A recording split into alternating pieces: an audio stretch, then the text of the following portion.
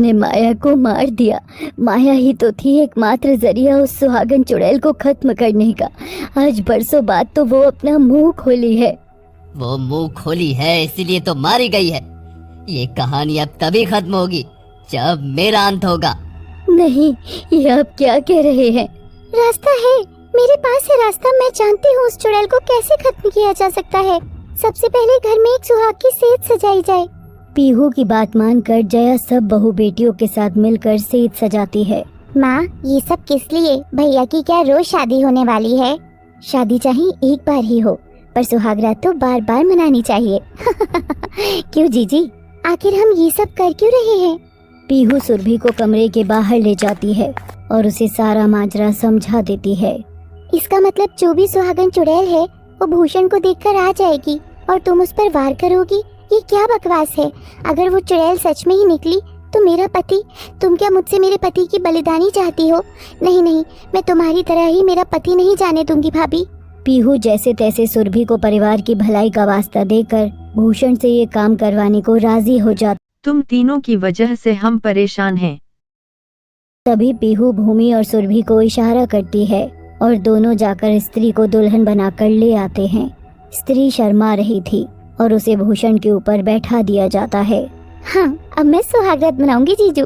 जीजी से पहले मनेगी मेरी सुहागरात। छोटी, ये सब क्या हो रहा है? पीहू स्त्री के बिस्तर पर भूषण के करीब जाते ही पवित्र सिंदूर की थाल से बिस्तर के चारों ओर घेरा बना देती है और बाकी सब एक दूसरे का हाथ थामकर सिंदूर के घेरे के बाहर की ओर बिस्तर को घेरकर खड़े हो जाते हैं। भाभी, ये सब आखिर है क्या? मुझे बताओ तो सही। आपके कहने पर मैंने अपनी खुद की बहन स्त्री को अपने पति के पास भेज दिया। तुम क्या करने वाली हो? मम्मी जी, जब माया को चाकू लगा था तो दुनिया त्यागने से पहले उसकी आत्मा ने मुझे उस सुहागन चुड़ैल की पूरी कहानी दिखाई थी। उस जन्म में जैसे उसको रोका गया था, माया ने मुझे इसे रोकने का उपाय भी बताया है। जैसे ही स्त्री के रूप में आई ये सुहागन चुड़ैल भूषण के साथ संबंध बनाने लगेगी, तभी हमें हाथ पकड़े हुए एक साथ ही इसका असली नाम लेकर इसे पुकारना है। और जब ये असली रूप में आ जाएगी तब इसके बालों को जकड़कर इसे वश में करके जलाकर खत्म कर देना है। पर इसमें तो मेरी छोटी की जान, वो तो तुम्हारी छोटी कभी थी ही नहीं। वो तो इस दुनिया में कभी आई ही नहीं थी सुरभि। जो भी थी ये दुष्ट चुड़ैल ही थी जो हमेशा से इस समय के इंतजार में तुम्हारी बहन की पहचान की आड़ में थी। मुझे स्त्री पर हमेशा से ही शक था। कभी मेरी बंद अलमारी में आकर बैठ जाना तो कभी अजीब हरकत करना, और तो और जब माया पर हमला हुआ था तो वहाँ से मैंने इसकी परछाई को गुजरते हुए देखा था। सुरभि ये सच जानकर हिल गई थी। उसे अपनी बहन की बहुत फिक्र थी और सब लोग हाथ पकड़कर सुहागन चुड़ैल का नाम पुकारने लगते हैं। सुरैया, सुरैया, सुरैया, सुरैया, सुरैया। बाहर निकल दुष्ट सुरैया चुड़ैल। अरे और कितनी देर लगेगी? अगर ये अभी नहीं निकली तो बस मेरी बीवी की छोटी बहन के साथ मेरी सुहागरात बन जाएगी। अरे कोई रोको। अब कमरे की बत्ती बुझने जलने लगी थी। स्त्री की अचानक सांस चढ़ती है और वो भूषण की ओर झुकती है। भूषण के चेहरे पर उसके बिखरे बाल होते हैं। सब लोग जोर जोर से सुरैया का नाम पुकार रहे थे। तभी पीहू जया को इशारा करती है और जया जाकर स्त्री के बाल जोर से खींचकर उसकी चोटी काट लाती है। ये क्या कर दिया? सब लोग बहुत खुश थे। तभी पीहू फटाफट आकर स्त्री की चोटी जलाने लगती है। चोटी जलने लगती है और कमरे की बत्ती ठीक हो जाती है। सब लोग ये देखकर बहुत खुश थे। अरे इस चुड़ैल को तो कोई हटाओ यहाँ से। सब लोग अपनी जीत का जश्न मना रहे थे और तभी पीछे ताली की आवाज आती। के बाद हम पहली बार बाहर आए हैं। तुम एक्साइटेड नहीं हो? मैं तो बहुत एक्साइटेड हूँ।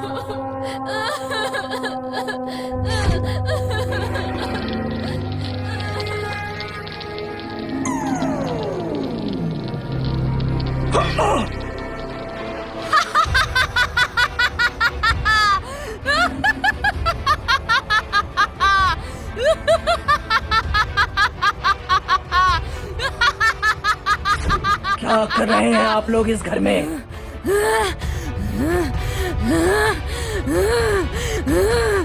इस घर से मैं निकल नहीं पाऊंगी तो तुमने सोचा तुम बच जाओगे?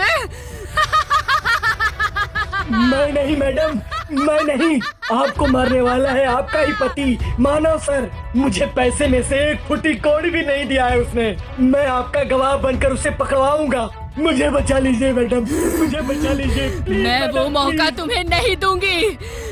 जल के मरने में कैसा लगता है देखो।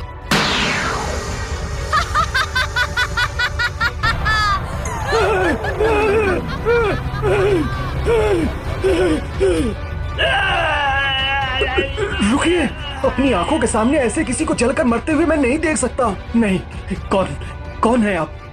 क्या हुआ था आपको? सारी बात हमें बताइए।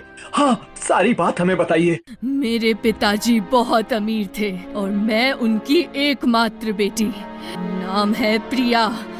मेरे पिताजी ने मेरी शादी एक फॉरेस्ट ऑफिसर से करवा दी और शादी के बाद पिताजी ने कहा कि उनकी संपत्ति पे सिर्फ मेरा अधिकार है, लेकिन ये संपत्ति किसी और के नाम पर नहीं हो सकती थी, यहाँ तक कि मेरे पति के नाम पे भी नहीं।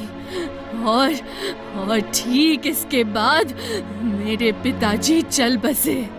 मैं नहीं जानती थी कि मेरे पति उस संपत्ति को पाने के लिए मुझसे शादी की थी और उसने एक दिन मुझसे कहा कि रोती है, हे भगवान, भरी जवानी में तूने मेरे पति को छीन लिया।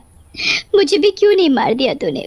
मार दे मुझे, अब नहीं सहा जाता मुझसे। ऐसे इंसानों के बीच मुझे नहीं रहना। गीता दौड़ते हुए पहाड़ी पर जाती है और वहाँ से कूदकर अपनी जान दे देती है, पर मरने के बाद वो चुड़ैल बन जाती है। मरने से पहले मैं कितनी सुंदर थी और अब देखो मैं कितनी बदसूरत हो गई। शायद ये रूप मुझे उन सभी से बदला लेने के लिए ही मिला है। अब मैं किसी को नहीं छोड़ूंगी, सबको मार दूंगी। चुड़ैल सीधा अपने घर जाती है और घर पहुंचकर वो एक बहुत बड़ा गोलगप्पा बनाती है और उसे वहीं घर में छिपा देती है। सुबह होते ही चुड़ैल पहले तो घूंघट से अपना चेहरा ढक लेती है, फिर अपना ठेला लेकर बाजार निकल जाती है। बाजार पहुंचकर, ओ गीता रानी, ये इतना बड़ा घूंघट डालकर अपने इतने सुंदर चेहरे को क्यों छिपा रखा है? वो इसलिए छिपा रखा है क्योंकि सुबह गोलगप्पे बनाते समय मेरे चेहरे पर तेल की छींटें पड़ गई। डॉक्टर ने बोला है जब तक ठीक नहीं हो जाती मुंह ढक कर ही रहना। अच्छा, तो ये बात है।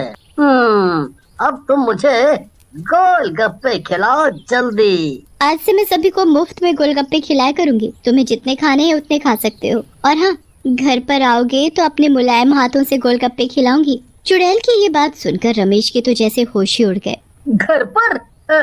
ठीक है, फिर मैं शाम को आ जाऊंगा तुम्हारे घर, तुम्हारे हाथ से गोलगप्पे खाने। फिर क्या था, शाम होते ही रमेश चुड़ैल के घर पहुंच जाता है। गीता रानी, ये तुम्हारे घर में इतना अंधेरा क्यों है?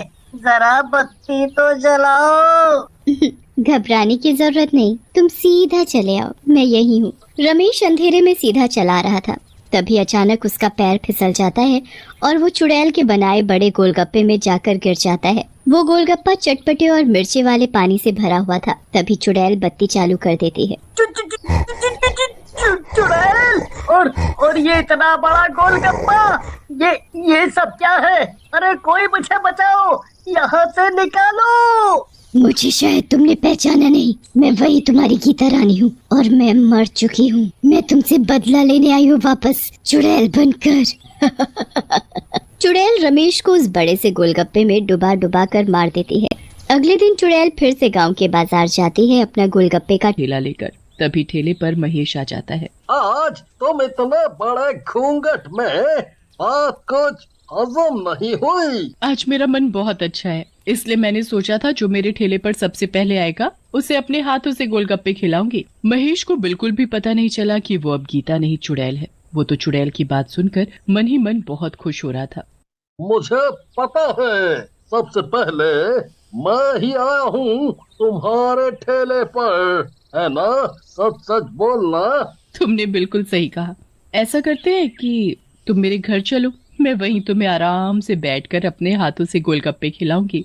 फिर क्या था, चुड़ैल आगे आगे और महेश उसके पीछे पीछे चला जा रहा था। घर पहुंच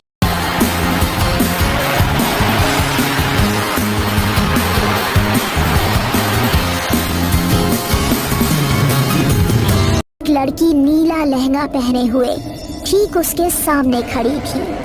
उसका चेहरा दुपट्टे से ढका हुआ था। कौन हो तुम? लड़की कुछ नहीं बोली, लेकिन तभी हवा का एक झोंका आया और उसके सर से दुपट्टा हट गया। लड़की का चेहरा पूरी तरह से झुलसा हुआ था, आंखें लाल लाल चमक रही थी